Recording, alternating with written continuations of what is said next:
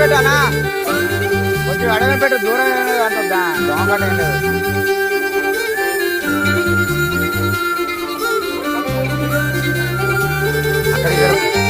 అక్కడ ఇక్కడ మొత్తం పడుతుంది